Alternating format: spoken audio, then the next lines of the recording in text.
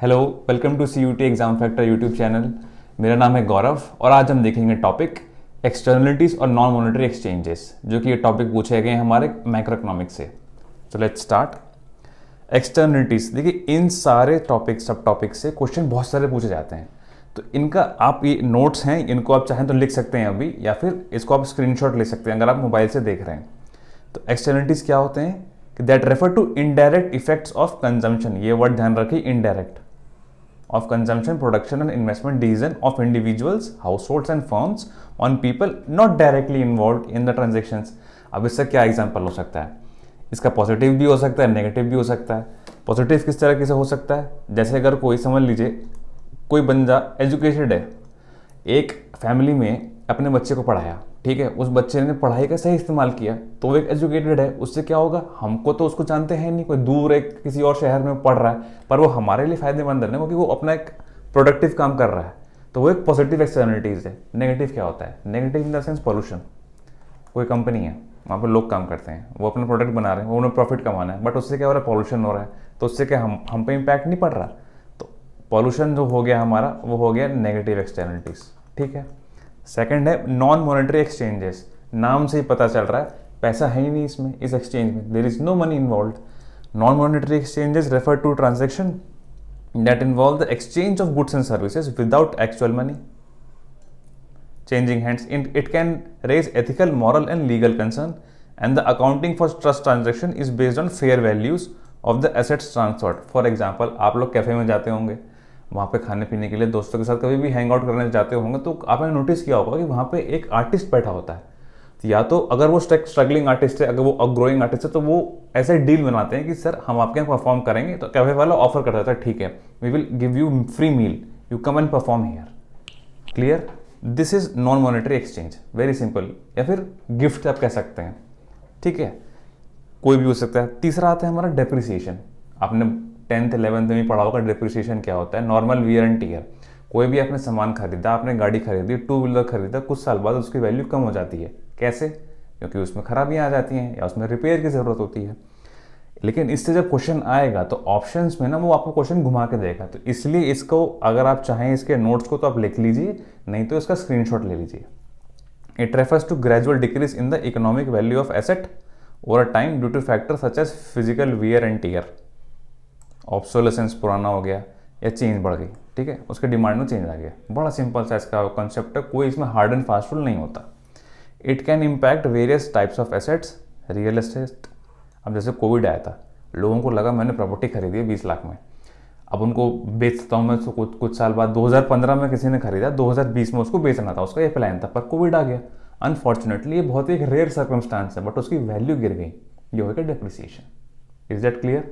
इसमें आपका क्या फैक्टर है? डिमांड घट गई। डिमांड की जरूरत है नहीं। कितने लोगों ने कितने सस्ते में अपना प्लॉट बेचा, कितना कुछ किया। मशीनरी, अगर आप मशीन को यूज़ करोगे, कोई भी मशीन, आप कुछ सामान बनाते हो, कोई गुड्स कंजम्पशन बनाते हो, या आप गाड़ी यूज़ करते हो, वो कुछ सालों बाद वो सर्विसिंग की डिमांड करती है ना, कुछ सालों बाद चेंजेस की ज़रूरत होती है ना, कुछ साल बाद जब उसका टाइम पीरियड हो जाता है तो नहीं तो खरीदनी पड़ेगी, हमेशा तो मशीन चलेगी नहीं। ये होता है हमारा डेप्रिसिएशन। चौथा है लीकेजेस। देखिए लीकेजेस क्या होता है, सुनने में लगता है कि लीक हो रहा है तो कुछ नेगेटिव इंपैक्ट होगा, बट लेकिन इसका एक दोनों आपको ध्यान से समझना होगा। It refers to the withdrawal और डाइवर्जन ऑफ इनकम। जो आप कमा रहे हो, जो सैलरी है, जो तनख्वाह है, या तो आपने उसको कहीं से विड्रॉ कर लिया या उसको कहीं और किसी चीज़ में लगा दिया। The circular flow model illustrates the continuous flow of income and spending between house hold, business and government. अब इसका मतलब होता है लीकेजेस में जो इनकम है वो सिस्टम से बाहर चला गया। कैसे चला जाएगा? मैं कमा रहा हूँ, मैंने सेविंग करना चालू कर दिया, मुझे वो खरीदना नहीं है, वो जो इकोनॉमी चल रही है, वो जो गुड्स बन रहे हैं, वो जो सामान बिक रहा है, मुझे लेना नहीं, मैंने अपना सेव करके रखा हुआ है बैंक में चुपचाप।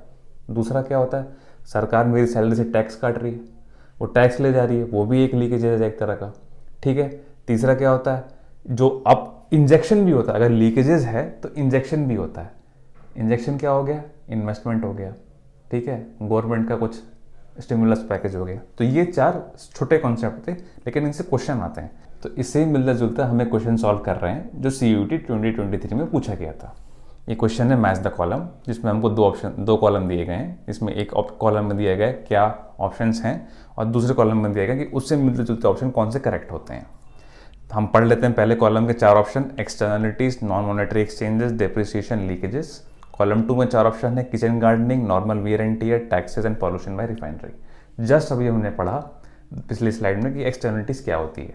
एक्सटर्नलिटीज वो होती है कि कहीं पे प्रोडक्शन गुड्स कंजम्पशन हो रहा है, उसका इम्पैक्ट तीसरे को पड़ रहा है। अब वो पॉजिटिव भी हो सकती है, नेगेटिव भी हो सकती है। तो इन चारों में क्या हो सकता है, पॉल्यूशन बाय रिफाइनरी, ये नेगेटिव है, कहीं पे सामान बन रहा है, कहीं पे पॉल्यूशन हो रहा है, एयर पॉल्यूशन हो रहा है, पर इम्पैक्ट मुझे भी पड़ रहा है, आपको भी पड़ रहा है। तो 1 इज 4th। ये कहाँ पे दिया हुआ है, ये हमको दिया हुआ है ऑप्शन बी और डी में। तो ऑटोमेटिकली ए और सी हट गए। अगर आपको एक्सटर्नलिटी से कंसेप्ट क्लियर है ना, तो आप ऑटोमेटिकली 2 ऑप्शन हटा दोगे। दूसरा क्या है, non monetary exchanges, no money involve, कुछ कैश इन्वॉल्व होता ही नहीं है। क्या हो गया हमारा, क्या अब क्या बचे, 3 बचे, normal wear and tear, taxes और किचन गार्डनिंग। तो भैया टैक्स में क्या होता है, पैसा इन्वॉल्व होता है। नॉर्मल वियर एंड टियर में क्या होता है, पैसा इन्वॉल्व होता है। बचा क्या, किचन गार्डनिंग। ये किस में दिया हुआ है, ऑप्शन बी का। ठीक है, अब चाहें तो आप एलिमिनेशन टेक्निक से इस क्वेश्चन को इसी पे सॉल्व कर सकते हैं, क्योंकि आपने करेक्ट आइडेंटिफाई कर लिया 2 ऑप्शंस। बट अगर आपको इसका ऑप्शन ना क्लियर होता है, if you don't have the knowledge about externalities, तो you will go to the next which is next depreciation, which is very simple. सबने पढ़ रखा है, आपको भी क्लियर है, नॉर्मल वियर एंड टियर होता है। मुझे पता है इसमें पढ़ाने की ज़रूरत नहीं है, एक्सप्लेन करने की ज़रूरत नहीं है। नॉर्मल वियर एंड टियर मतलब डेप्रिसिएशन। चौथा है लीकेजेस, जो कि हमने पढ़ा था कि जब भी पैसा, जब भी इनकम सिस्टम से बाहर हो गया। कैसे हो गया, या तो मैंने सेविंग कर ली या गवर्नमेंट ने टैक्सेस ले लिया, तो लीकेजेस हो गया 3rd, and the correct option is B. Okay, thank you and all the best for your exam.